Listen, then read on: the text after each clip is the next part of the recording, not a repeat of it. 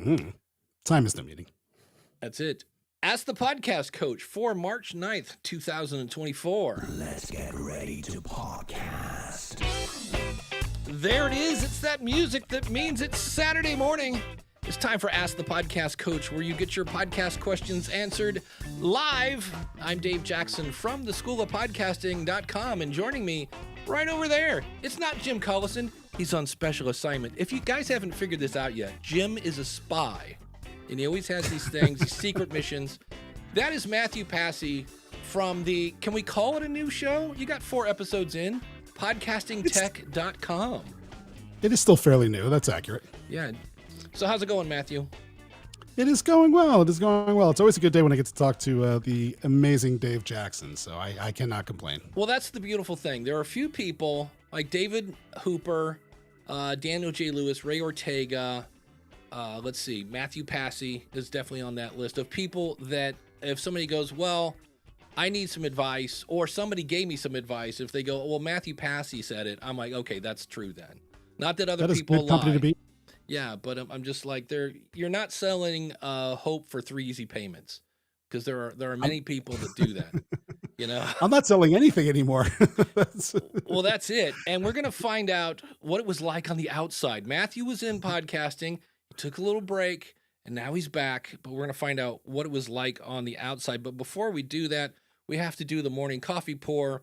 And that, of course, is brought to you by Mathew. I don't know why, but I want to put you in a box. There Fair we enough. go. Well, there, look at that. Now you're in a big box. Hold on. Well, there you go. We'll just resize you. You know what? Because I'm supposed to be talking about Mark at podcastbranding.co. If you are new to the show, Mathew does great work. If you're watching the video on YouTube, he's done Ask the Podcast Coach, the School of Podcasting, and the Podcast Rodeo Show. Their logos, and he's working on your podcast or your podcast website as we speak. He's going to do that logo as well. He makes really pretty stuff, and the beautiful thing is he's also a podcaster. So that whole, it's kind of like a radio show, but it's not. And he's going to sit down. We actually had the meeting one-on-one, making sure that your artwork kind of matches whatever you're going for. And since there's no show to listen to yet, we really had to have that conversation. So for more information, check him out at podcastbranding.co. Or if you need help with your website, or if you need a whole new website, podcastbranding.co. And of course, also, Jim is not here, but his mug has a big giant Based on a True Story podcast logo on it. And that's because that's from Dan from Based on a True Story podcast.com, where if you've ever seen a TV show or a movie, I guess it's more movies, where it starts off black screen, based on a true story. And you're always wondering, was that really true? Well, you can find out by going to Based on a True Story podcast.com. Dan and Mark, thank you for your support. We deeply appreciate it. And with that, Mathew, you were a successful podcast editor. You had thepodcastconsultant.com, and some other guy owns podcastconsultant.com. And that bastard. I know. And you got out. I know you have twins. And that will make anybody get out of anything, because that's a handful. So I guess that's the first question. What inspired you to go, yeah, I'm going to take a break? You know, I was working crazy hours running that business, doing production, doing editing, doing consulting, managing a team of amazing editors and producers and whatnot. And honestly, I was doing it. I was working really hard, and I just did not have any exit plan whatsoever. And I started to think I was going to die at this desk working this job. And somebody approached me with the idea of selling this business to them so that they can run it and they can take over it. And at first I was like, wait, you crazy? Yeah. But the more I thought about it, the more I thought, this is a excellent opportunity to, one, get out on top, right? Get out while the getting's good. And also just a chance to kind of reset, take some time to breathe, and figure out what else I would want to do with my life, whether that's in podcasting or not. Yeah. What do you want to be when you grow up? Yeah, exactly. I have no idea. Still don't know. So how long did it take for you to get the itch to come back? Well, so as soon as I sold, I mean, I knew there were still things in podcasting that I wanted to do. I had a lot of side projects, a lot of ideas that I wanted to pursue, and just didn't have the time while running the other business. So it wasn't long before I knew I wanted to get back into it. I promised my wife after I was out that I would take a couple of months off to rest, recoup, spend time with the family, spend time with myself, take care of myself. Instead, we got a puppy, so that occupied a lot of that 3 months that I wanted for myself. But no, I mean, I right after, I was still thinking about podcasting and thinking about some of the projects that I wanted to work on, and so podcasting tech is really just going to be a platform that one allows me to still justify buying shiny new toys in the podcasting space, talking to the people in the podcasting space who I like talking to and seeing all the new things that are coming out, hardware, software, but also it'll eventually be a platform where we can launch certain things that, I've wanted to introduce for a long time. Nice. Of course, you can find that at podcastingtech.com. And the other fun thing that we have, we don't get these often. And I don't know if Gary's in the chat room or not. Gary Stockton is everywhere. Every time I go over and watch Jeff C's show, Gary's in the chat room. He's like a professional, like I think podcast watcher / listener. And he sent in a question about Apple podcast formatting. Where we interview experts. Oh, that's not good. Can I change? Please break for technical difficulties. Yes, that's great, because I need to go in and tell it I want this to start from the beginning. The joys of live stuff. Let's try this. Now, let me do this. The thing I love about the Roadcasters, they give you these options like hold. Okay, that one makes sense. When I hold it down, it will play. And then there's like one touch, which I get means you touch once and it's gonna, you can't stop it. Let's see what this one does. Oh, this one. Okay, now we're back to hold. I can do hold. Hi, Dave. This is Gary Stockton calling from the Small Business Matters podcast, where we interview experts about different challenges running a successful, resilient small business. My question's about the formatting of Apple podcast descriptions. We take great care to type these up, put timestamps in them, put links to our socials, all of that good stuff. But when we look at it on the mobile device, everything just seems to run into one big, giant, ugly paragraph. And I've seen other podcasts on my player that do it right. I just wonder what I'm doing wrong here. I would greatly appreciate any help you can offer in solving this problem. Love your podcast. Love to listen every week and really appreciate everything that you share with us in terms of podcast wisdom. Thanks so much. And what's weird is I did not know that Gary was British, and now I picture him in a black turtleneck sweater and maybe a pipe. I don't know. But your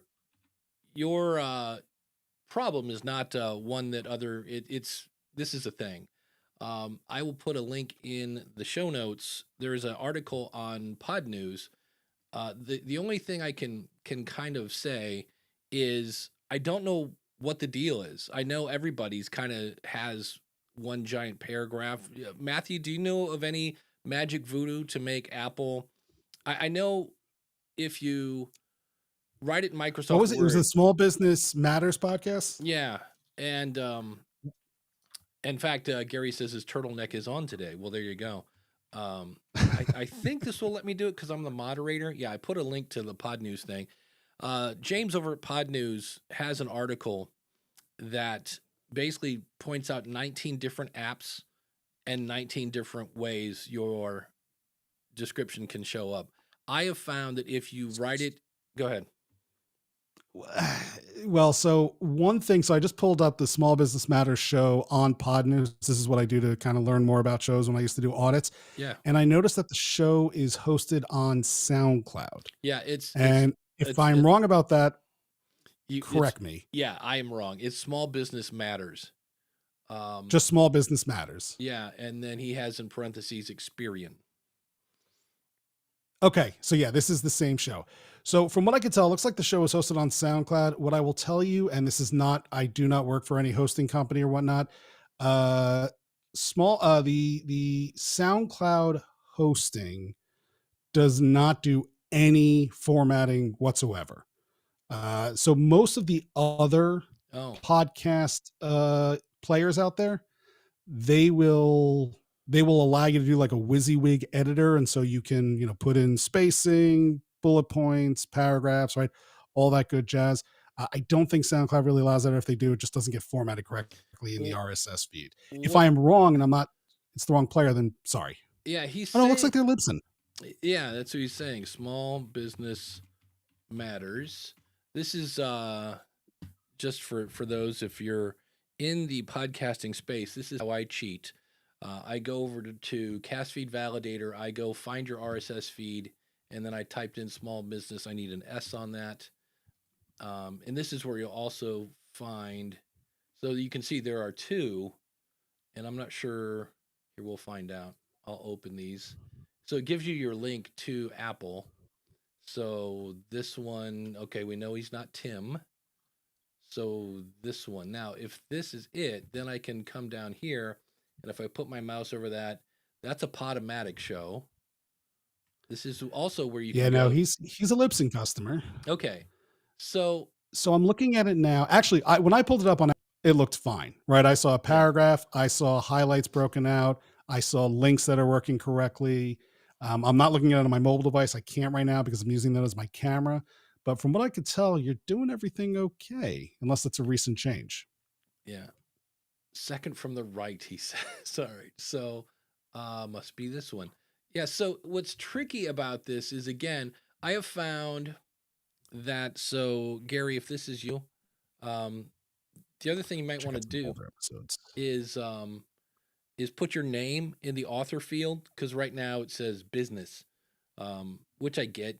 But I would, Apple doesn't like it when you uh, keyword stuff the author field, if that's you, which is fun because there's like a 30-second delay on Ecamm, so we'll find out eventually. But I have found if you type your show notes in something else that's not, in this case, Libsyn, and paste it into Libsyn. Okay, Gary says that's us. So yeah, I would put your name in there. So, because sometimes, as we've seen, when you have, um, other shows with the similar name, if I'm looking for Gary Stockton, I might be able to go into Apple Podcast and just type in Gary Stockton. I know the Podcast Rodeo Show, because it's a horribly named show, rarely comes up in search. You have to search for Dave Jackson, and then it'll show you all the Dave Jackson shows, one of which is Podcast Rodeo Show, which is why I always say, never say, find me wherever you find podcasts, because search in many apps is horrible. So I would add your name there. And when I look at least online, you just have one paragraph. Now, my guess is that you're like, yeah, maybe that line where we talk about credit, marketing, innovation, sales, management, more, maybe you wanted that on a separate line. I honestly don't know what the deal is with Apple, um, that it's not, or whatever. I just know it is what it is. And I have seen people that do have spaces, and I don't know, because all you can do is type it directly in Libsyn the way you want it, and hit save, and in theory that's all you can do. I do know Apple hates it when you put please find me at and then your website, because those links aren't clickable, and B, Apple's so excited that you got them to finally come to their app, and the first thing you're doing is go someplace else. So if you ever So want to get featured in Apple, that's not going to work.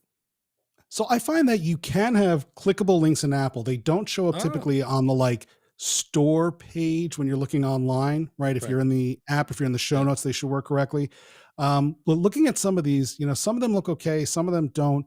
One thing I found, especially with Libsyn, was when I was entering show notes, I would do double paragraph space. So I would hit enter twice, Ah, and that would create a little bit more of a gap. Sometimes one, depending on which editor you're using, wouldn't create enough. But I mean, from what I could tell, some of these look great, and some of them, it also seems like the show notes themselves changed the format a little bit. So, yeah, but like the most recent one that I'm looking at, the busting myths about advertising, when I click on that one, I see a paragraph, I see highlights, I see timestamps.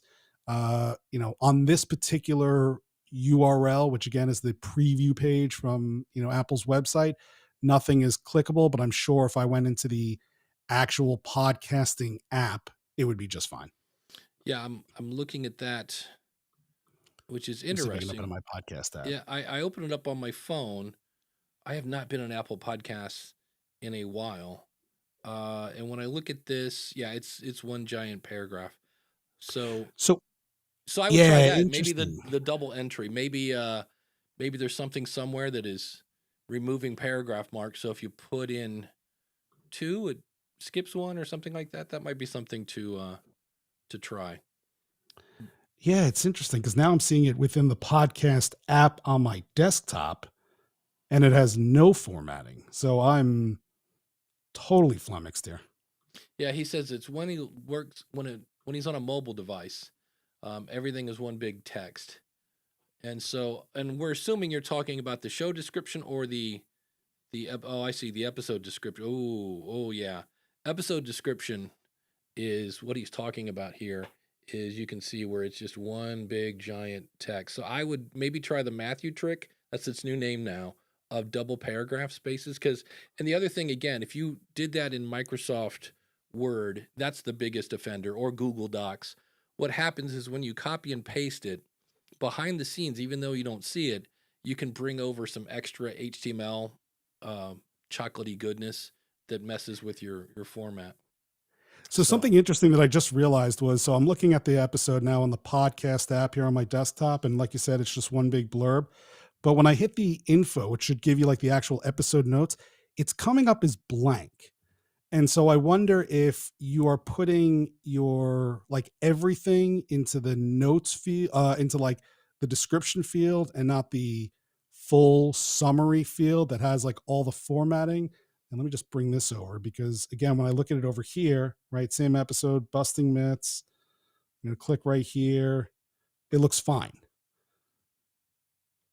Yeah, it's So it's definitely a mystery to me, but I know that there's more than one field now where you can add information for your podcast within the different platforms. So maybe try putting just like the short summary in the first field and then getting more detailed notes with the timestamps and everything else in the second field. And the fun thing is I took me out of the picture and I can't. There we go. You're listening to Ask the Podcast Coach without Dave Jackson. That's Welcome.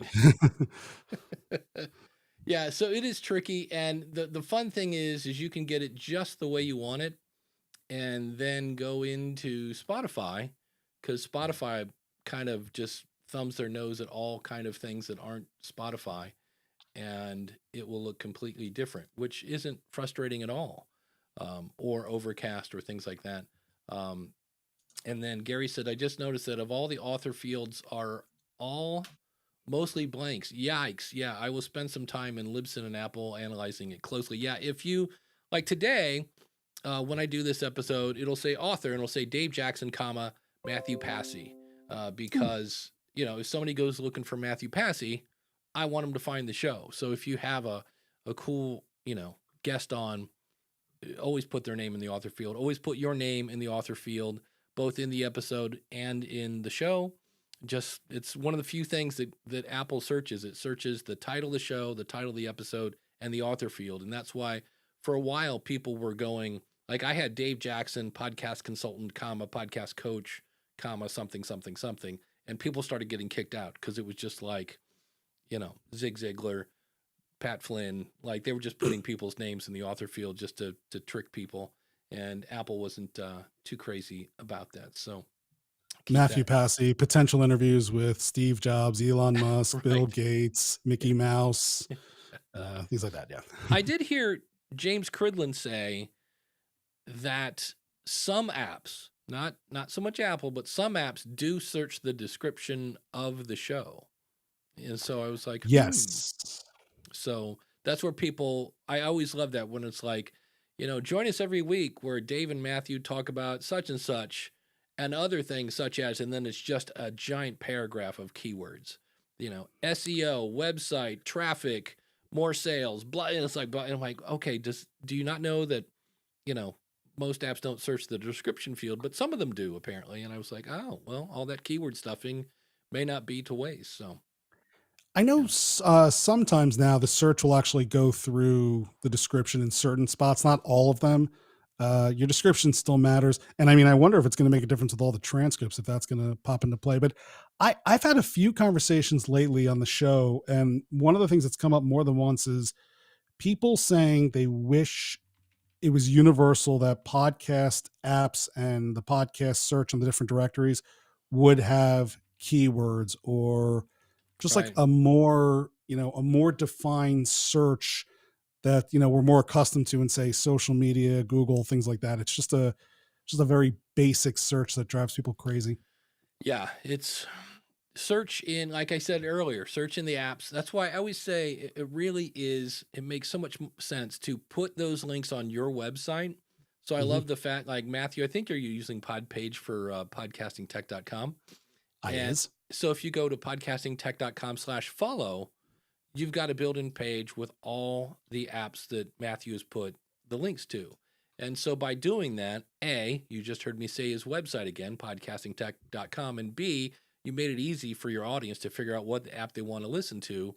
And I think it even puts, for the nerds, there's even an RSS feed. So, that's my answer to everything. Don't say find me, just A, reinforce your brand, and B, if somebody likes the show and then they want to share it with a friend, they share it on social. Hey, I just found this podcast. It's awesome.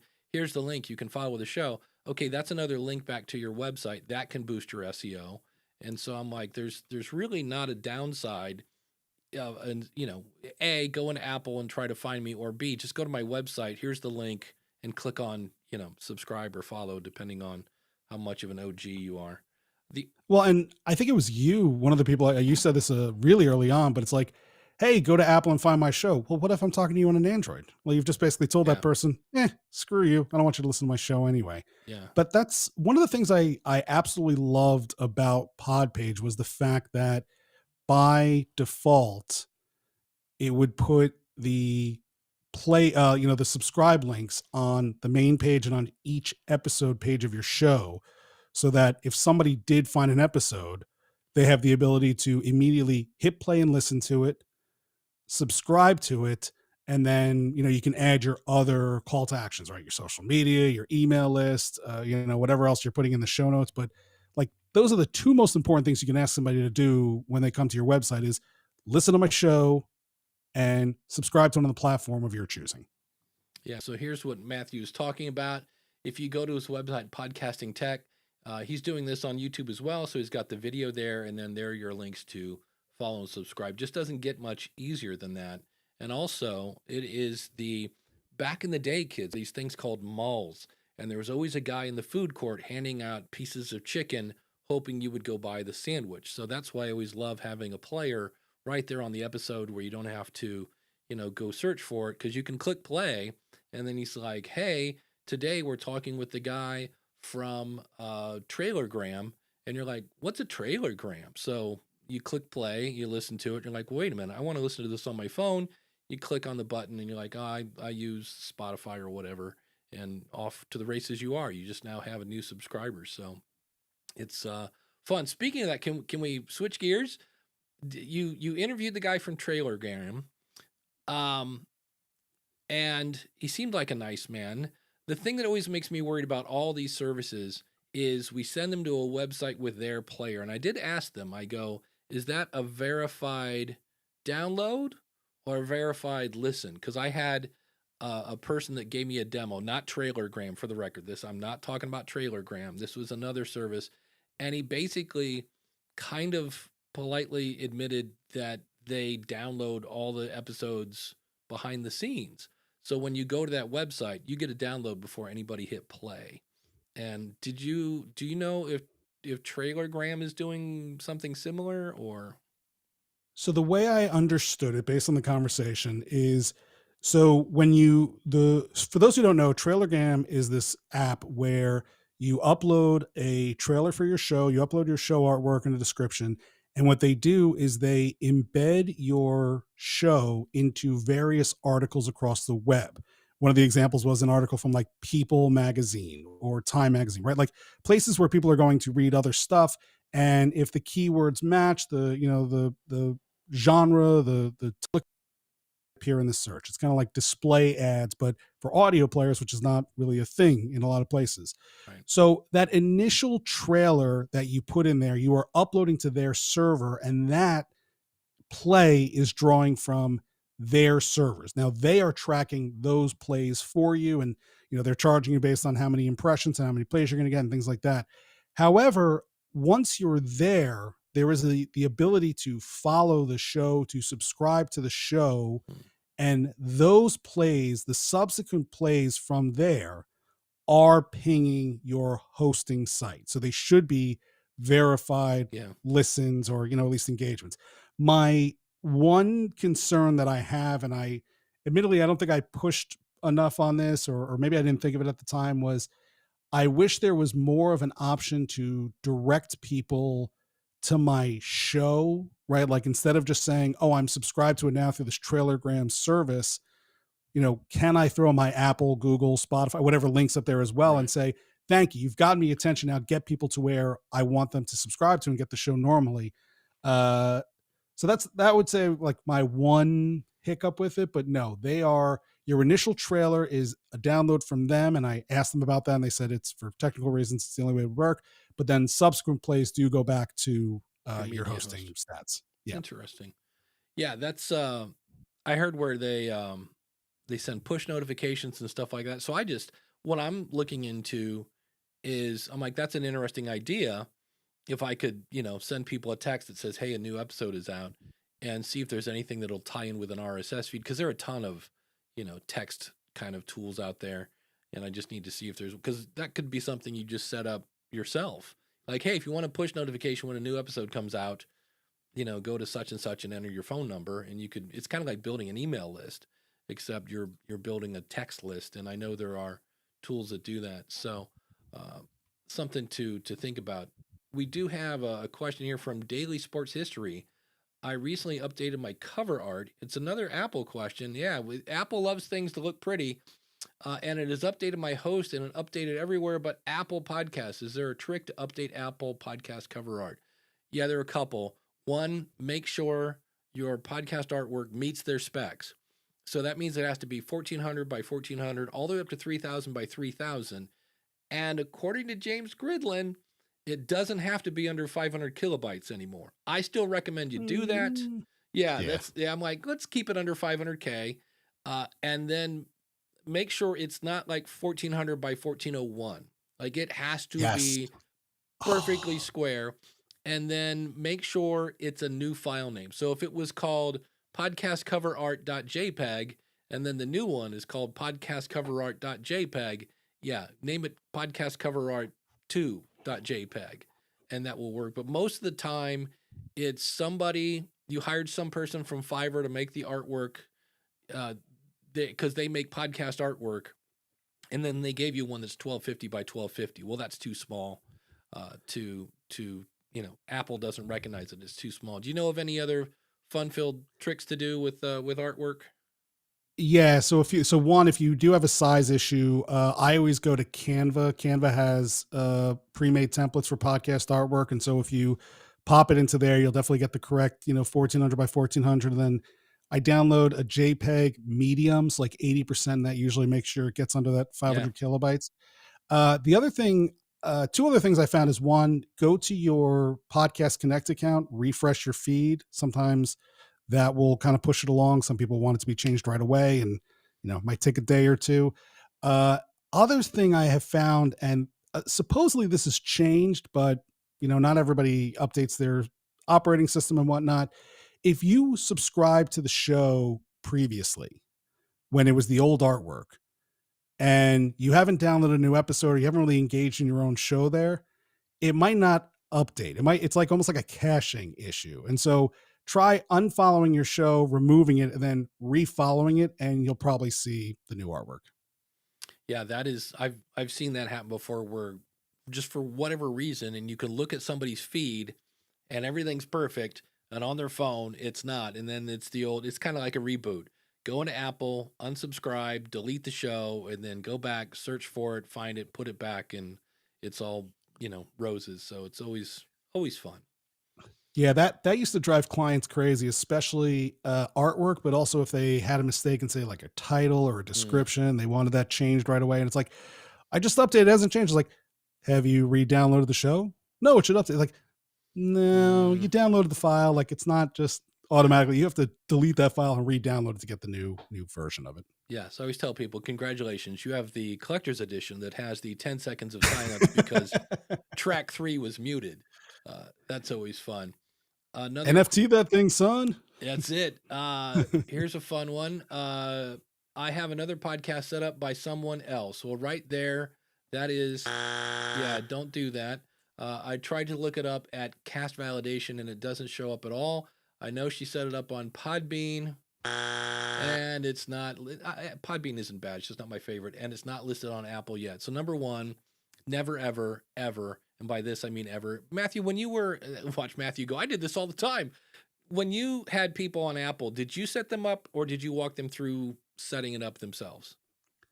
I set up about 85% of the shows that we had on Apple, which at this point is a detriment because now they're all under my Yeah, Apple account, and the work it would take to get them all off there and clean it out is just it's yeah, too much. But I got a little bit smarter. I started telling people how to do it themselves. yeah. I have a few from like way back in the day that are still on it because I used to do the same thing because there was no podcastconnect.apple.com back then. So it didn't matter who submitted it. You just needed it to be in. But if you let someone else submit your show for you, and what's interesting in Libsyn, I've begged them to change this. When you go into where it says your feed in Apple, it says have Libsyn submit it for you. And I'm like, can we make that default be I'll do it myself because it says have Libsyn do it for you, and then it gives you 7 reasons why you shouldn't let Libsyn do it for you, and nobody makes it to line number 2 that says, yeah, you're going to lose all the stats, so don't let somebody else do it for you, because there are, in fact, I'll show you here in just a second. You can see how far people listened, which is to me that's my number 1 stat now. Like That if is a you, great piece of information. there were so many. I'm going to say at least 4 things in Reddit. I always go over to the podcasting Reddit to see what people are talking about, and there were 4. One was like $350,000. One was $5,500. It was all like, if you had this much money, what would you do with it to grow your podcast? And I said to all of them, A, hire someone to listen to your show that's going to tell you the truth because nobody does that. It's just, Mom said it was great. And I said, I know I say this all the time, but I say it all the time because nobody does it. And it was all, and I said, it doesn't, you could have $1 million and still promote it. And if your show isn't resonating with the audience, you're just letting the world know faster that your show needs, to go back in the oven for a little bit. So, yeah. Yeah, So if you have had somebody set up your stuff, it's not the end of the world. You can go whatever your Apple ID is. Like my Apple ID is still on a Hotmail account because again, been doing this a while. And so you would email Apple. You just go out to Podcast Connect. I think there's a contact button at the bottom and say, "This yep. is my Support. show." Yeah, and you give them your RSS feed, and you can get that from your host. This is my RSS feed. Then get the link to your show in Apple. This is where my show is in Apple.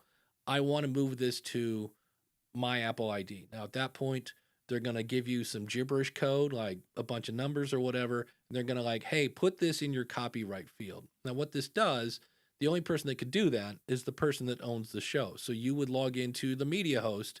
And again, if your editor has control over that, guess what? You're working for the editor. That's not your show.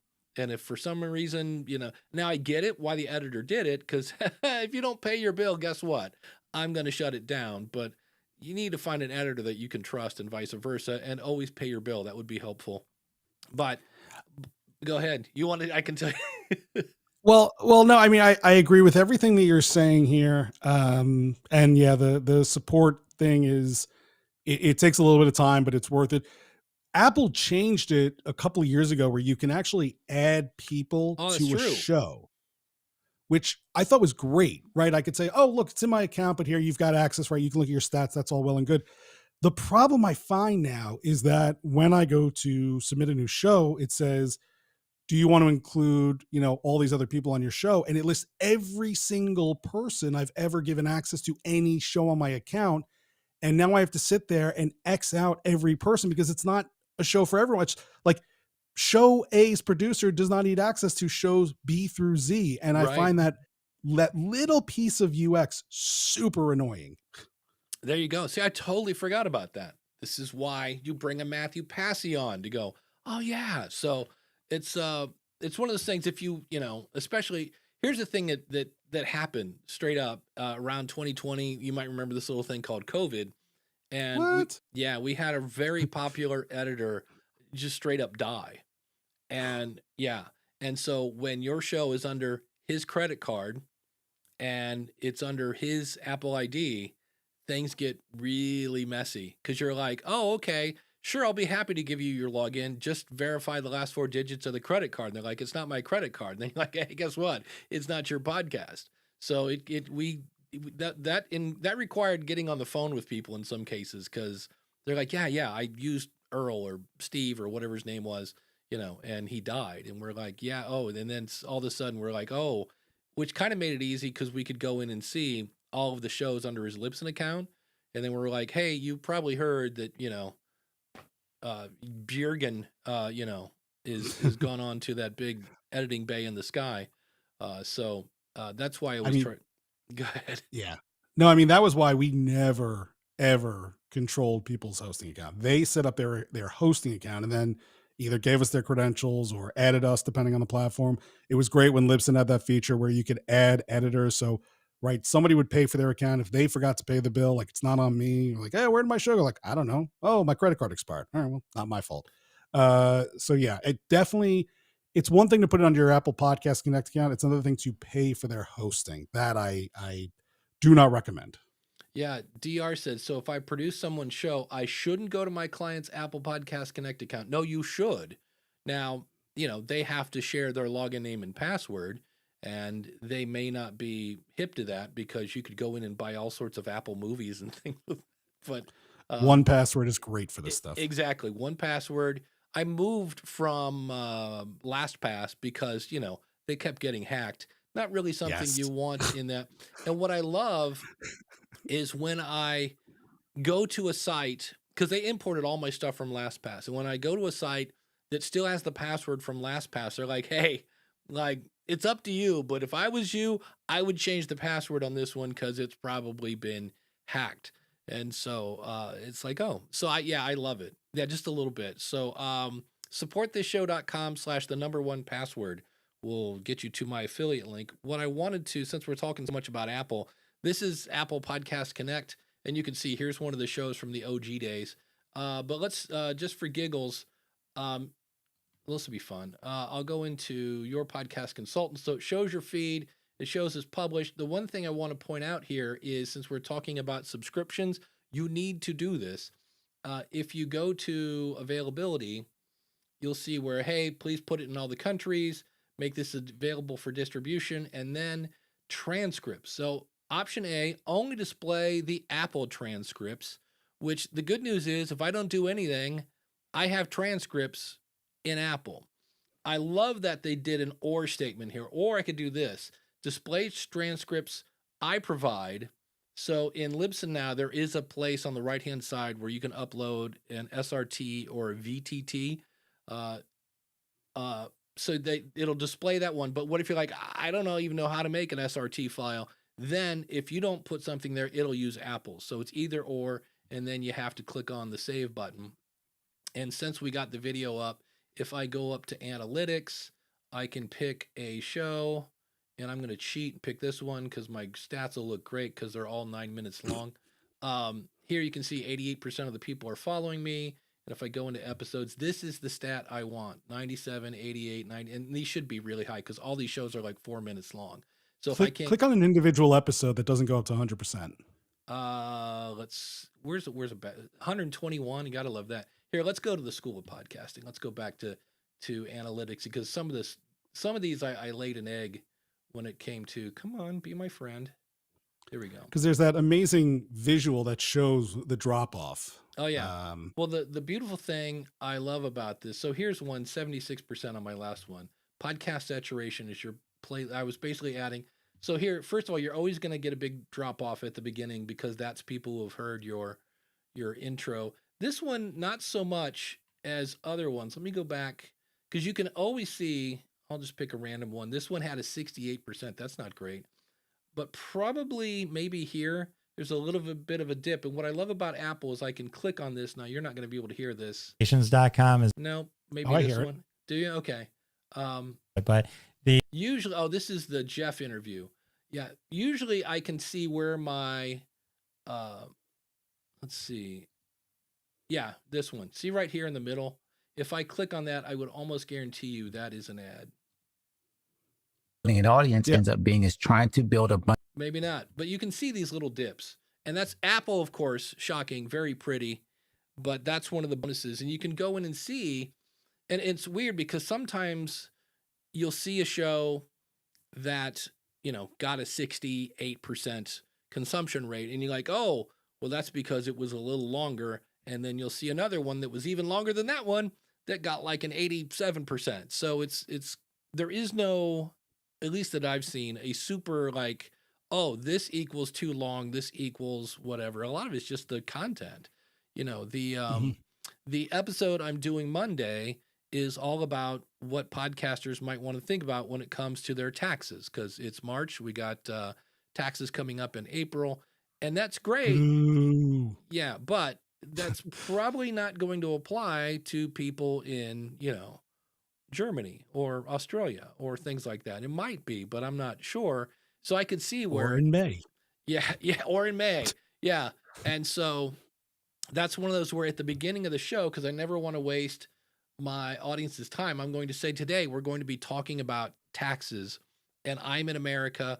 The accountant that's coming up, is America. So if, I'm also going to talk about running your show as a business, and this podcast has chapters.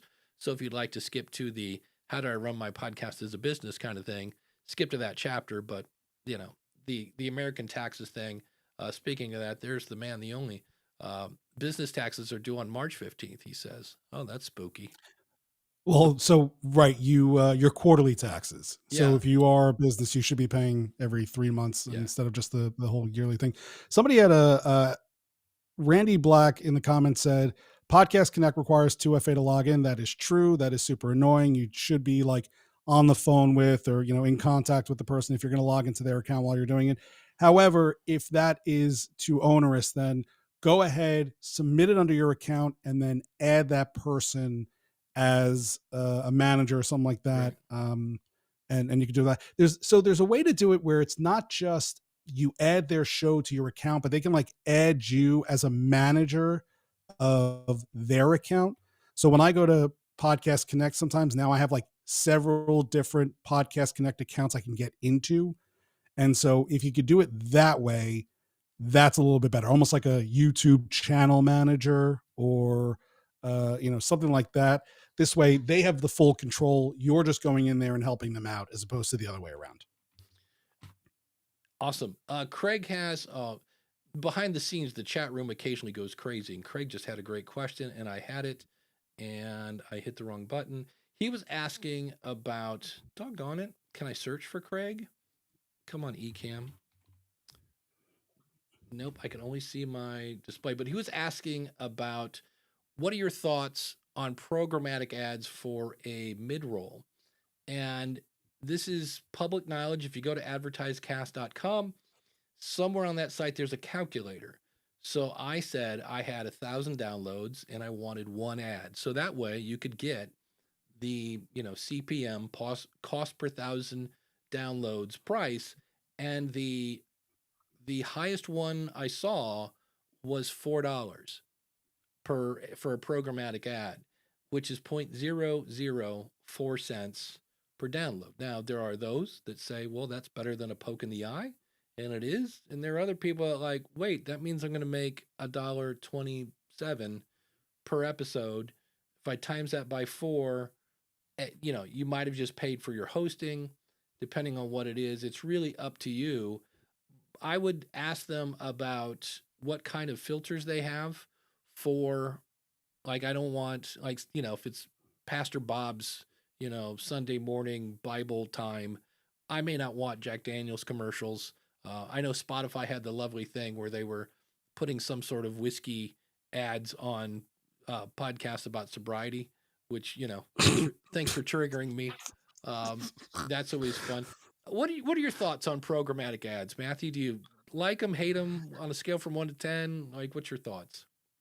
I think they have a place for certain podcasts. I agree with you that if you're doing a show with 1,000 downloads, 2,000 downloads, if you have a very specific niche audience, if you're doing this maybe for your business, it might not be, the trade-off might not be worth it, right? Getting $5 per episode is not necessarily going to make up for the number of listeners who are going to say, why are there ads on your show? Which, even if you're super successful, right? I'm sure Joe Rogan gets, why are there so many ads?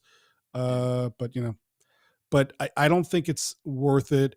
If you do have a very large show and you can make serious income doing it, and you do have the control and the say, then sure, there's a time and a place for programmatic ads to fill empty inventory. Like, I listened to Conan O'Brien Needs a Friend a lot recently, and there are certainly episodes where he does all the ads, Yeah. and they're fantastic. And then there are definitely episodes where you could tell they're just dropping in ads because it's a different voiceover, right? It's not him doing the ad. And I'm not saying it's not a turnoff, but I feel less bad if I'm going to skip an ad that's a programmatic drop in for just some random service versus one where he's doing the content and often the ad is just as funny as the show itself. So I would say you have to be really careful about doing programmatic, who you trust, how much are you getting in return for it. If it's going to pay for, 3 people to work on your team and produce your show, yeah, go ahead and do it. But to your point, you were talking about how much do you get per person when it comes to ads? And so $25 CPM, 1,000 listeners, right? It comes out to like 2.5 cents or my math is always wrong, but it's either like 2.5 cents or Yeah. 0.0025 of a cent. So that's not really a great per person return. Whereas if you were doing some sort of membership, Patreon, listener supported, you could be charging as much as $5, $10, $20, $50 a month, which means now for each person you are getting, let's say you're doing $10 a month, you're getting $2.50 per person. That is a much, much better cost per unit on your side than the advertising. So if advertising is just to say you have ads or just to say, oh, I can make something, I would consider that real return and what the trade-offs are going to be. Whereas direct monetization or even just, maintaining the integrity of your brand could be way more valuable to you. Yeah. You ready to do some? I'm going to break the rules. You ready? I always say never do math in a live podcast because you will eventually get the wrong answer. But here's the fun one. I had somebody, we're going to talk a little podcasting 2.0 right now. I had somebody send me a boost. Now, if you're not familiar with Van Halen, they had an album. It was called 5150, which is the police call for, I believe, a crazy person. And I say crazy with love and respect. So my apologies if you're crazy. So I went to this website, Kraken, Kraken, and I converted 5150 from 5,150 Satoshis is $3.52. So if we take $3.52, by the way, this is a future episode of the School of Podcasting, so I apologize for the rerun in advance. If we divide that by the highest number I found, which was 0.004, then that is 880 downloads. So which one is easier to get? Somebody to send you a Van Halen boost of 5150 or to get 880 downloads? True. Makes you think. I don't know. But so I'm not against, I've noticed this, and look, you be you, right? But I've noticed the shows that only use ads for income. They're not selling courses. They don't have a book, don't have crowdfunding, zero. It's just ads, ads, and ads. And it's going back up, which is good. But for a while, ads were coming down. And that's when I heard two shows that I know of that one used to start off with like the 15-second thing. Like, hey, today's show is brought to you by Mathew Passy at podcastingtech.com. Find out more at podcastingtech.com. And then they'd start the show. Simple, clean. Right? Yeah. Now I'm noticing not one, but two programmatic ads at the beginning of that. And both of them have either added another episode, because if the only thing you have is number of downloads, that affects your income, then the only way to get more income is to get more downloads. And so what do? You add a new fresh episode. And sometimes that episode is not as good as the other ones because, well, the last time I checked, only 24 hours in a day. And I was like, So I always sound like I'm very anti-ad. I'm just, I'm a nerd that likes math. And I'm like, and I just know, if somebody signs up, if you're a coach and you get a consulting call or whatever, that's the way to if you want to make sustainable, like more than, Happy Meal money, sell your own stuff. I don't know. So By the way, in the comments here on YouTube, there's a discussion about programmatic versus dynamic ads, and Daniel J. Lewis is jumping in doing a nice job. But for those who may not be paying attention, so programmatic ads is where, as Daniel says, somebody is deciding what ads to put in your dynamic ad slots. Yes. Dynamic ad insertion is where you put a marker of sorts, a digital marker, a digital, signal that says when someone downloads this episode, pair it up with a piece of content. And dynamic content insertion, I'm going to say content instead of just ads because you can use this for lots of things, intros, outros, news segments, whatever. Dynamic content insertion is phenomenal. It means that when you put out an episode, say today we're doing an episode and maybe you have an ad for a Mother's Day sale. Well, somebody listens to this episode in 6 months from now and they get a Mother's Day ad. It's like, well, that's kind of stupid. But with dynamic ad insertion, somebody who downloads this episode in, say, November could get an ad that instead says, Thanksgiving is coming up. Get ready for the holidays. So dynamic content insertion is really, really powerful stuff. It doesn't have to just be for ads, or it can be for your own ads or other promotional material or webinars, events, whatever. But yeah, programmatic is where somebody else is saying, we're just going to deal out ads into your show. And, it's whoever is paying for it. So, those two things are a little bit different. Dynamic, great. Programmatic, depends on where you're at. Yeah. A quick example of this is my show, The School of Podcasting in Libsyn. So you can see the top 4. I have a 60-second SOP spot. That's me promoting me. Then I have a 15-second spot. That's one of those quick shout outs. Then there's Where Will I Be in Question of the Month. And if I go into an episode, you will see where I can go in and I basically set, just as Matthew was talking about, I can set where the slots go. And then I just pick which slot is which. Yeah, so here's where those slots are. So we saw slot 1, slot A. Now this is on our enterprise solution, which unfortunately is typically out of the range of the typical person that's looking to pay $20 a month for some sort of dynamic content. That's why I try to call it dynamic content, because it doesn't always have to be ads. Like if you listen to a show from October, you're going to hear the question of the month for March, because it doesn't do any good to listen to the question of the month from October of 2023 because, well, that's over. So I use that for that. I have Where Will I Be? So if you hear now, you'll see I'm going to be in Los Angeles and, at Podcast Movement and things like that. So it doesn't always have to be ads. And again, if you're a coach, if you're a church, if you're somebody promoting something that you do, dynamic content is great. For me, if you're a solo podcaster and you're on a budget, Captivate has a really cool, they call it AMY. It stands for automated something, but it's basically their dynamic insertion engine. Yeah. Yes. Magical, maybe that's the M, but marketing, but automated marks insertion engine. There we go. And so that's now they have a different business model.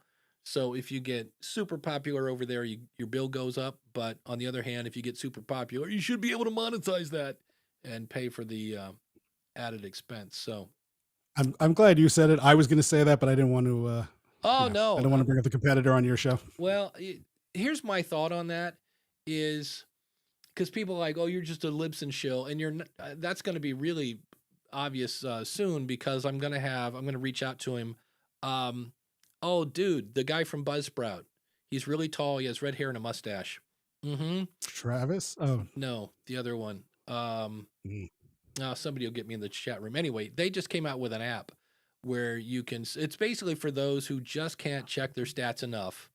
to manage it on their app. Yeah. To manage on their app. And they're like, hey, do you want to have the guy's name that I can't remember? It's not Travis. No, Travis is actually with Trailergram now, I found out. Really interesting. Yeah. But yeah, I thought it would come to me the minute I hit stop, of course. But so I'm going to have them on to talk about it, and mainly because I want to pick his brain. I tried to talk to him at Albin. Thank you, Daniel. I was like, and it's always one of those. That's the thing.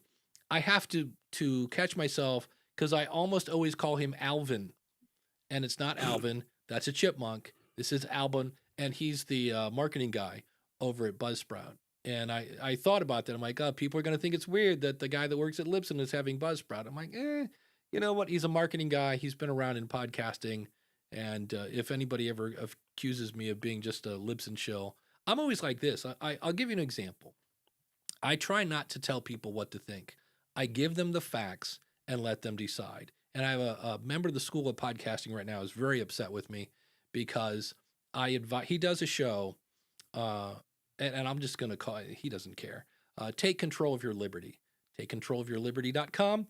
It's so far right that it's almost left. I mean, it's you can get, and we're not talking politics. I'm just talking about, I don't want to get into that whole discussion of like, oh, you shouldn't do, no. I'm just talking, again, just the facts. So he's very pro-Trump. All right. And so he said, where should I advertise my show? So I gave him the facts. Here's Spotify, here's Overcast, here's this and this and that. I said, I've heard good things about Overcast. So he submitted his little banner in Overcast, and apparently it was rejected. And I'm assuming it was, and so is he, that maybe it was rejected because maybe the owner, Marco of Overcast, doesn't want to have that on his app. And he said, you shouldn't be promoting Overcast anymore in the future. And I was like, well, no, I'll do what I just did. I'm like, here's Overcast. I've had people have success with that. Please note that if you're a super political show, you may not be accepted as an ad on there. And that might not be right show. That might just be any political show. Right. Well, I think there's a politics category, but and I'm like, but dude, it's one of those things. So he's kind of mad because I said, I try not to hold a grudge against anybody. I try to get along with everybody. I mean, I'm friends with Buzzsprout. I'm friends with Blueberry. I'm, friends with Podbean. We're all, Mathew technically is, for a while, was a competitor, as is Daniel J. Lewis, as is David Hooper. These are some of my best friends. And I just, and he was like, well, you shouldn't bring this up. And here's the problem. So let's say I never mentioned Captivate has a dynamic tool. All right. So I have a client of mine, I sign them up at Libsyn, and they're paying for the enterprise solution, which is more than, your typical hosting. And then he finds out about Captivate and how it's, 1/5 of the price. Well, now who looks stupid? I thought you were a guru. I thought you were a consultant. Shouldn't you know about this? So then I lose my integrity. And I'm like, so I will do what I always do. Hey, here are the facts. Here's Spotify. Here's Buzzsprout. Here's Radio Public. Here are all these places where you can advertise your show. By the way, I did have one person that had a super far right show and was rejected on Captivate or on Overcast. And I go, that's the best I can do. And he's upset that I'm still going to put them out as an option. And it's just one of those, black or white or, yes, I'm Switzerland when it comes to podcasting. I try to be friends with everyone and I just present the facts and let you decide. So if you're like, well, that's not fair, he's censoring people, blah, blah, blah. I'm like, well, it's an app that has, around 4% of the market. It's not like it's NBC or CBS and, let's not go crazy. But so that's my whole point on everything. I mean, I know I'm speaking to the choir because people who are listening to the show obviously know you, but yes, Dave Jackson is one of the nicest, fairest people I know. And the only reason I wasn't going to bring up Captivate was just simply out of respect. But yes, Dave Jackson recognizes people who are doing well, even if they're competitors, deserve to be treated well. We do not have to be enemies. And sometimes I point out other people, maybe just a little bit to spur people I work for to like, hey, maybe we should do that, kids. You know, here's my favorite question. Ralph has it from Ask Ralph Podcast. How much is Libsyn Enterprise and what do you get for that platform? Will you get the dynamic ads? You can add multiple people with multiple access points. So if you want somebody like an advertiser, you could give them access to just the stats. And as for the pricing, you have to email rob@libsyn.com. Now, for the record, can you do that on Captivate?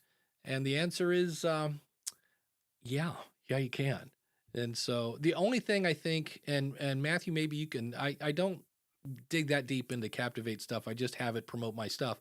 I don't know that they do geographic targeting, and Libsyn does. Libsyn can say, only show this for, it's great for, especially with all the political ads that are coming our way, only display this to people in, Columbus, Ohio, because it's for Senator, Morton Schmifferdern, whoever, who wants to reelect himself. We can do that. I don't know that Captivate can do geo, traffic kind of stuff.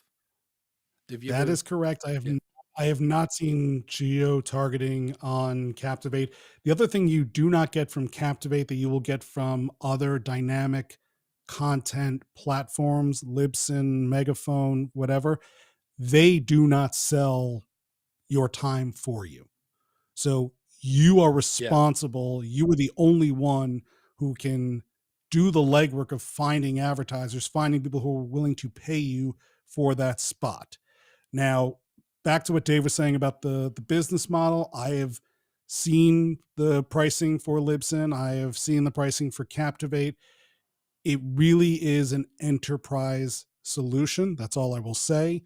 Captivate really is made more for, it can be used by, professionals and high-end professionals. It will obviously begin to cost you more money the more shows you do. But if you're just starting off, it gives you high-end professional tools at a amateur price. Yeah, I think the limit is 30,000, and I have like Captivate. I have the podcast rodeo show on there, the podcast review show is on there, and then a bunch of shows that are dead, and I don't even come anywhere close to the 30. Because if you go above 30,000, I think your bill doubles from 20 to I think 50 even maybe, but yeah, that's 30,000 downloads. I'm like, you should be able to monetize that. And Daniel J. Lewis has a question. He says about your camera. You said you're using your iPhone as your webcam today. Front or back camera, any audio video sync problems? Are you using Camo or is this a macOS native tool? It is the macOS native tool. I am using the back of the camera, so I can't see my screen. And yeah, for me, so you were saying earlier, right, you were having the problem where it was always asking to connect. I have a different problem where it never asked me to connect. However, if I run the cable out of the back of my phone into my computer, I have a MacBook Pro, it works great. It works smooth. I've been really happy with it. Credit to Stephen Robles over at Riverside, who I was interviewing him about his setup, and he was saying, oh yeah, for new podcasts, I always tell him to use this. I was like, maybe I should try that. I tried it the next episode, and I don't think I'm ever going back unless I invest in like a ZV-E10 or something like that. I have the ZV-1 and the ZV-E10, and yet I still use the Elgato Facecam Pro, and this is a first world problem. I finally got the answer to this. If you want to use the Sony ZV-1 as a webcam, you have to get up, unplug it, turn it on, go through the menu, say, I want to use you as a webcam, then plug the cable in. And that to me is just too much of a hassle. And so I had someone, I said, how do you, and he's like, plug it in via HDMI and have that go into your computer and then find some way to use the USB to power it. And he goes, then you can just turn it on and you just leave it on all the time. So yeah, we did a setup. I'm actually working on one right now for someone. I prefer the ZV-10, but to your point, yes, the Yeah. ZVs are better if you use the HDMI out into, say, a Blackmagic, or there's a new one that just came out, competitor to that looks really nice. And instead of the USB, we got the dummy batteries. So they look like the Yeah. battery, you put them in there, but they have a cable that plugs into the wall. I think it's better solution than USB, just because If it saves you a couple of ports, and then you could still do USB if you need it for your webcam or I whatever. like that idea. I'm stealing that because I had the ZV1 forever and used it a little bit, and then I have to buy it so I can change lenses until I saw that lenses were like $400 for some of that stuff. Maybe I won't do that. Jeff C says Ecamm just came out with 4.2 and now works in all Mac applications, FaceTime, Zoom, etc. So if you want to use their virtual stuff, and they have a cool feature where if you're trying to see what it's going to look like on a phone, you basically hit some keystrokes. And so you've got your 16:9 video and it will show you so you can make sure you're centered enough. There are a couple other cool things. Yeah, I'm a big Ecamm person. What say you, Matthew, when you've got, I know you mentioned Riverside, there's Squadcast, I think there's still Zencaster. Let me see if I can, hold on, I got to click. I'm just real quickly, I'm just sharing my screen here for half a second because people keep asking about the camera. Yeah. So when I plug my phone into my computer, I get this little prompt up here, and it actually gives you different options for your camera for the iPhone to use. And so right now it has the portrait mode, which is kind of like, making it a little bit fuzzier behind me. It also has something called center stage, which will center the camera on you at all times. So if you move around, it kind of follows you, which is trippy and too much. Studio light, if you want to improve the lighting. But I really like this portrait feature, which kind of makes it look like, more of a depth of field, like a mirrorless camera. So just one thing to keep in mind. As far as your question, Dave, wait, go back and show your screen one more time. I just now got the scene set up. So okay, sure. Okay. Nope, that's still not going to work. Never mind. All right. I'm getting this weird kaleidoscope effect. I will more. Oh, hold on. I'll get off that page so you won't see the kaleidoscope. So now you should see in the upper right corner of my screen, it says Google Chrome. You've got my little picture here. Yeah. So when I plug it in, I get this little prompt, and this is part of the new OS from Mac. And so, yeah, I select my camera, as the iPhone, and then it allows me to do, so portrait mode. If I take off portrait mode, you'll see the sign goes from fuzzy to clear. So I kind of like the fuzzy, also kind of hides the mess behind me a little bit. Center stage, which will kind of move the picture, right? If I move around, it's kind of like going to try and find me, but that gets annoying. Studio light, obviously change a little bit of the features on there. And then you could do reactions where it's almost like your iPhone. If you type like congrats, something will pop up, but right. I'm not going to do that right now. But so yeah, to your question, actually, let's hold people in suspense, and you can think about your answers, because we're going to ask you about your favorite video tool, your favorite microphone, and your favorite hosting. But first, we need to say thank you to some awesome supporters. You can be an awesome supporter by going to askthepodcastcoach.com/awesome. A couple other things. Of course, this show is brought to you by theschoolofpodcasting.com, where you get courses, coaching, and community. Use the coupon code COACH when you sign up. And of course, that comes with a 30-day money-back guarantee. Also, we mentioned Podpage earlier. Matthew's using it, so am I, on Ask the Podcast Coach, and pretty much every podcast I have except the School of Podcasting, and that's probably going to change by the end of the year. If you want to check out Podpage, check out trypodpage.com.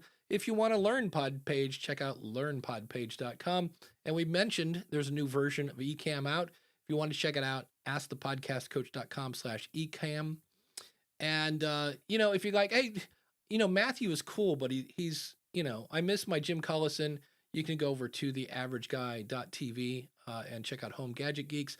And Matthew, I talked about it earlier. It's time for the Wheel of Names. So if you're watching the video right now, these are the people that are $20 supporters. People like, he's in the chat room, AskRalphPodcast.com, Indie Drop In, Live Well and Flourish, Ross Brand, all sorts of people. And so first, I always do this just to, people always go, oh, it's fixed. It's fixed, Dave. I will hit shuffle, and then we will spin the wheel of names. Round and round it goes. And this week's featured awesome supporter is Ed Sullivan from soniccupcake.com. If you're looking for an editor, you can find Ed over at soniccupcake.com. Ed, thank you so much for being an awesome supporter. We really do deeply appreciate it. And again, you can, if I can go back to, where's my eCam? There we go. He is the featured supporter of the week. And if you are a person that, like, look, has this show saved you time? Has it saved you money? Maybe saved you some headaches? Maybe it keeps you educated. I know earlier DR was asking about, hey, I'm a podcast consultant. Hey, did I just help you? Maybe you should be an awesome supporter by going to askthepodcastcoach.com/awesome, because we gave you some value. Think about giving it back. And with that, now we're dying to get the answers. We're going to dig inside the head of Mathew Passy and what are your favorites. So let's start off first. Let's start off with the video stuff, right? There's Squadcast, and there might be some I don't even know. There's Squadcast, Riverside. What am I missing? Boomcaster. There was one called Recordly, I think it was. Yeah, if you wait long enough, yeah, there'll be a new one out very soon. So my go-to these days, I've liked Riverside since day one. I was a big Squadcast fan. When they first started, they were just audio only, big fans of the guys who created that platform.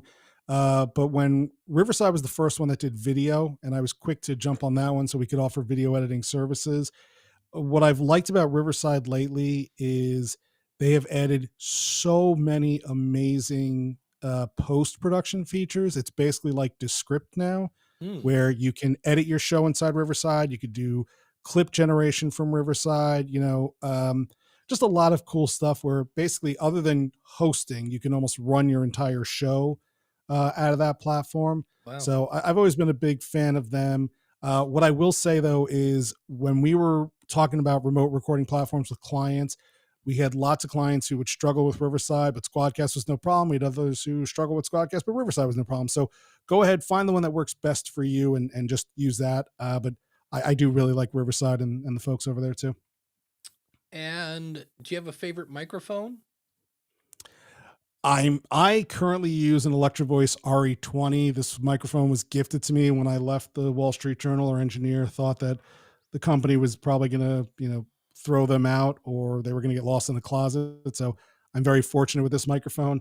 It is not a cheap microphone. If you're looking for something a little bit more affordable, I'm a big fan of the Samsung Q9U or the Samsung Q2U if you want to go a little bit less expensive. They have XLR USB connections. And unlike the MV7, which is comparable, I'd say, to the Q9U, there's no weird touchscreen controls on there, which I find led to some problems for people. Yeah. Favorite media host? Captivate. Yeah. There you go. They always coming out with great features. And again, you can run a big time show at a non-big time price. And we were talking about dynamic content insertion, so putting that audio in there. One of my favorite features ever is their dynamic show notes feature. So when you put an ad in your show, it will also attach copy to your show notes. And so when you change that ad, your show notes actually changes, which I just think is so brilliant and so powerful for people who are selling things and want their supporters and advertisers to be to get the most juice, the most bang for their buck out of it. There you go. Well, Tiffany has been very patient, and we appreciate you hanging around. She's got a couple of questions here. So first of all, I'm curious about ID3 tags. Doesn't matter, not really. If there's a space between the words or not, if it's hashtags. Well, first things first, do ID3 tags matter? I would say at this point, no. Almost every app I can think of uses the stuff that's in your feed. The only one I know of is, and Dr. Vibe will get to you in just a second. The only app I can think of is Overcast, and they use the ID3 tag image. They do not help you with SEO because it's inside the MP3. If you see any guru saying you need to add ID3 tags because it helps with SEO, run. Do not walk away from that person. Your thoughts ID3 tags mattered when you were listening to podcasts through like Microsoft Media Player because it was drawing all the Right. information from there versus the podcast feed. And also certain car stereos. Like if you're using Mm, CarPlay or Android Play, it doesn't matter. But older cars, if you're pulling in your phone via USB cable, like it'll pull the title and information from ID3 tags. So sometimes you'll listen to a podcast and it'll be like, ask underscore the underscore podcast underscore coach underscore final underscore two dot right. mp3. That's the only place it really matters. Otherwise, it's such a small thing. It's not that big of a deal. Yeah. And then again, Dr. Vibe, you're after this next one. Tiffany's been very patient. Why pod page versus your landing page from your media host? Well, your media host, and they all have them, whether it's Captivate, Libsyn, Buzzsprout, they have what I All call of them. a great place to listen and follow the show. So if you want people to listen and follow the show, perfect. If you want them to join your email list, oops, we just lost some because some won't let you embed HTML or they make it janky. That is our favorite word, by the way, here on janky. And that's where you go, and that's where some people go Wix and Squarespace. The thing I love about Podpage is it's made for a podcast, so you can do the email list. If you can go in on your website. And because I just realized on podcastconsultant.com, it still says I'm having a Valentine's Day special. It shows up, it's an episode footer. So if you're promoting a webinar or something, you could put that in the footer. And then like later today, I'm going to say we're having a, I don't know, St. Patty's Day special. I can change that footer and it updates across the whole website. It ties in with some of the podcasting 2.0 stuff. It puts buttons on your website to subscribe. You can, if you're an SEO person, you can get the elite version, and now you get basically what looks like Yoast SEO in your show. Uh, there we go. And who do we have there? Is that This is Maisie. Maisie? Maisie's come to the show. And am I missing? What's your favorite pod page feature? Do you got one? The thing that I really loved about Podpage was you were getting lots and lots of very cool podcasting features that you otherwise had to pay extra for. So Yeah. things like pulling in your podcast reviews, leaving a voicemail, email signups. I thought that was all very cool. The other thing that I think makes Podpage really, really powerful and easy is when you publish your episode with your hosting company, you're done. You don't have Yeah. to then go ahead and post it to your website. For me, WordPress was constantly requiring maintenance and checking and update plugins and more and more things you had to pay for, whereas Podpage you're getting it all in one price. And one of the things that I loved most, and I'm sure there's very easy ways to do this, and Daniel J. Lewis is probably rolling his eyes at me as I say this, but I always enjoyed that when you published an episode on Podpage, like the URL, it created a very, SEO friendly dynamic URL based on the title. But more importantly, you had a pretty link. So for podcasting tech, if I wrote podcastingtech.com/23, it would automatically take me to episode 23 of my show, which was great because it meant I could fill out my social media posts the night before, and the links would, I would be able to show people where the show is without having to try and figure out what that dynamic, the dash episode dash with whatever. But more importantly, and maybe it's changed, but if you're wrong, right? Let's say you did /24 and you're only up to 23, it wouldn't take you to an error page. It would just take you back to the home page. So you wouldn't look like an idiot. Yeah. It's a big, another quick thing on ID3 tags. Craig says, maybe I should take ID3 tagging out of my workflow. That's one of the reasons why I use Hindenburg, because it adds the ID3 tags, including the chapters, into the MP3 file. If I know in Libsyn, there's a button at the bottom where it's like add ID3 tags. So if you haven't added them, you can. That's why I still do it, because I've been doing it that way forever.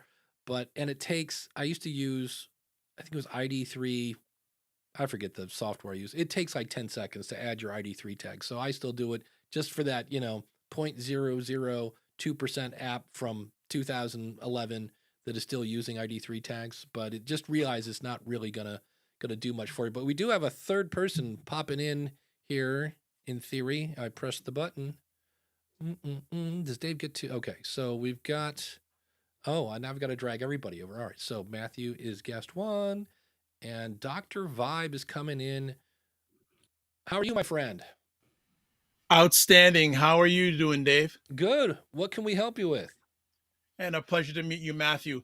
This is a Lipson question for you, Dave. I emailed you, but I ask it live. I was trying to upload my audio podcast to YouTube via Okay. RSS, Okay. and I got a really weird error message. Okay. Go ahead. Well, if you set up Libsyn, if you go to settings, social, Libsyn has been pushing your show, if you've set this up, since 2007-ish, whatever. Oh, So yeah. if you're doing that, you don't have to then submit your feed to YouTube because it's already there. That was one of my favorite Libsyn features, was the fact that you guys were pushing shows out to YouTube automatically before YouTube even had podcasts on the mind. It was such a powerful feature. And you get your YouTube stats in Libsyn. So if you're already using Libsyn to push to YouTube, do not go and add your RSS feed to YouTube because it'll show up twice. What you need to do is go into YouTube where you've been pushing it, make a play, do the magic trick that YouTube does, make a playlist for those, episodes, put them in a playlist, and then go, I dub thee a podcast, and presto, now your show will show up in YouTube Music because, 0.000 whatever people are using YouTube Music. It is free. Why wouldn't you do it? So definitely put your show there. But the other thing you want to do, if you haven't done this yet in Libsyn, log out of all things Google, Calendar, Gmail, YouTube, log out, then go to youtube.com/verify. And it's going to ask you to verify your account. And then once you do that, you can push to YouTube. Because if you don't, anything over, I want to say 5 minutes, it might be 15 minutes, will get rejected. So when you verify your account, you can put up longer episodes.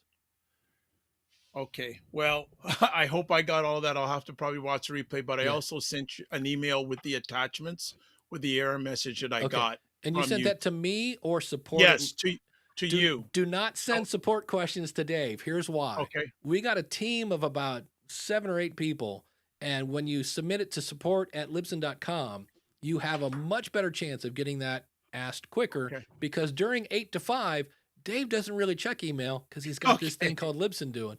And so I appreciate that you sent it to me and that you trust me, but I'll take a look at it. But I'm just letting you know, if you're looking for a Libsyn answer, A, never ask Facebook, and B, support@libsyn.com. Anything else that we can help you with? No, that's it. I know you're right at the tail end of the show, so I appreciate you fitting me in and always the stuff that you and your regular co-host do. Yeah. All right, man. Well, thanks. And definitely, if you're not on, YouTube with your podcast and your host or whoever can put you there, it's free. It takes, 4 minutes to set up. And you have to verify your account and a few other annoying features. So it might take a day or two to get it going. Yeah. But from there, the number 2 search engine is YouTube. And I'm like, great. And I have had people not from that, because I have a channel, which was weird because I couldn't find, I went into YouTube Music and typed in School of Podcasting, because that's what I call the playlist that is a, in quotation marks, podcast in YouTube Music, and it didn't find any of my podcasts. I finally had to search for I forget what it was weird because it's a Google product and I was having a problem finding my show. And I'm like, you guys are supposed to be the search experts. And I finally found it, but it took a while for it to show up. So yeah, it's just the thing that just drives me nuts. And I'll also scream, get off my lawn, is the fact that a YouTube channel technically is not a podcast. Here's my favorite thing. Steve Goldstein was one of the guys at Podcast Movement saying, you need to be on YouTube. That's podcasting and YouTube. It's the same thing. Everybody go over there and everybody wet their pants, ran, cried, screamed, and said, how do I get my show on YouTube? And on his Amplify Media website, his latest blog post is mentioning how shows are not growing as fast as people want on YouTube.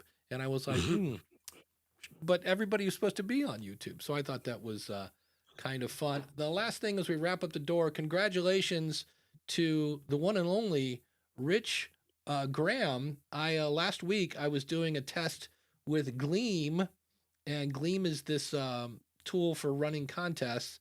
And I said, hey, I'm doing this test where we'll give away 30 minutes of consulting. So there was one entry, and that was Rich Graham.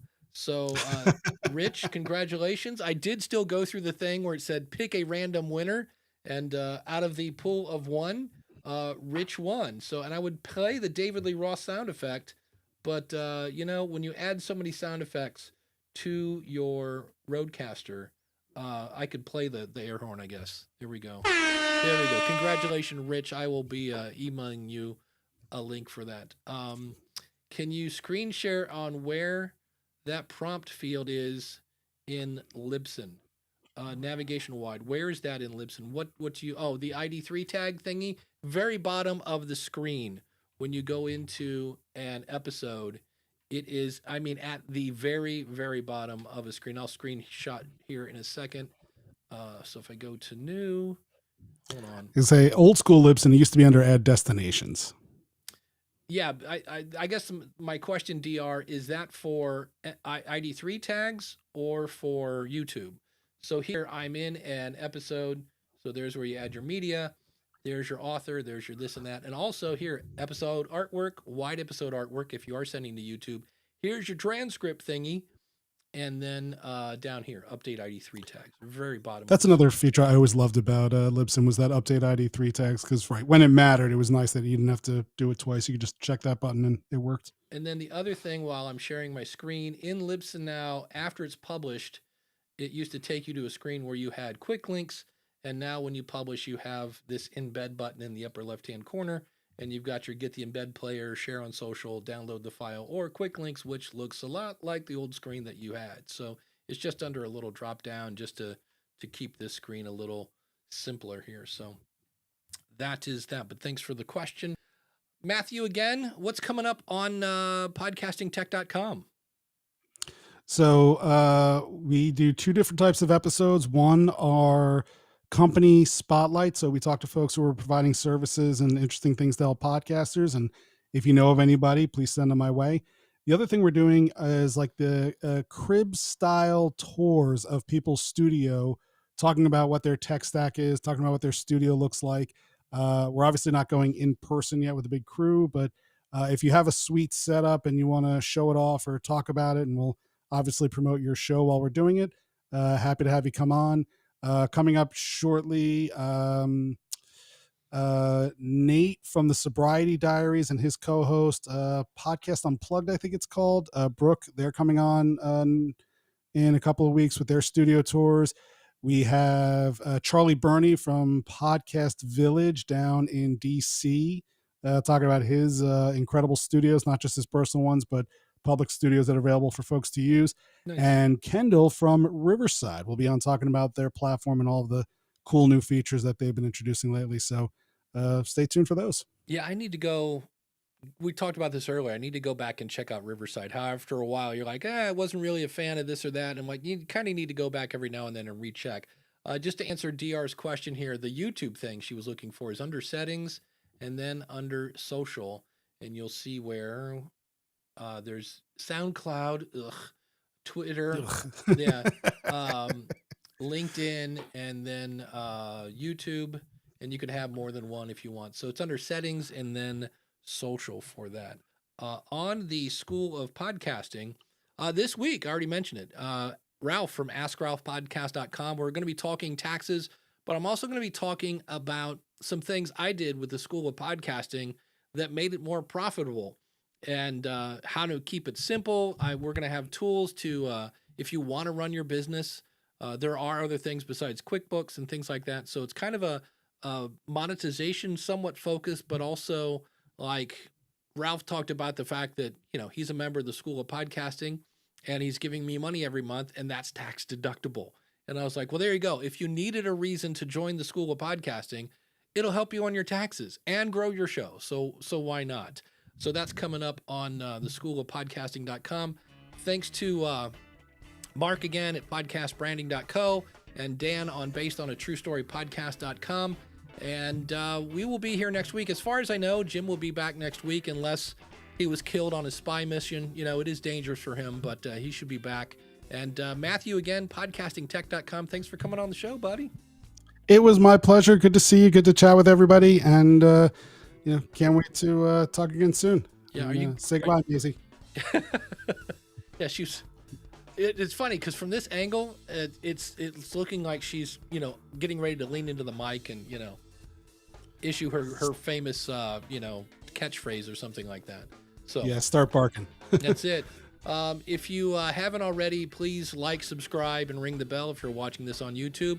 And if you're not watching this on YouTube, then go to askthepodcastcoach.com/follow, and you'll get the episodes as soon as they are available. So thanks so much again. We will see you next week with another episode of Ask the Podcast Coach. Now we just dance.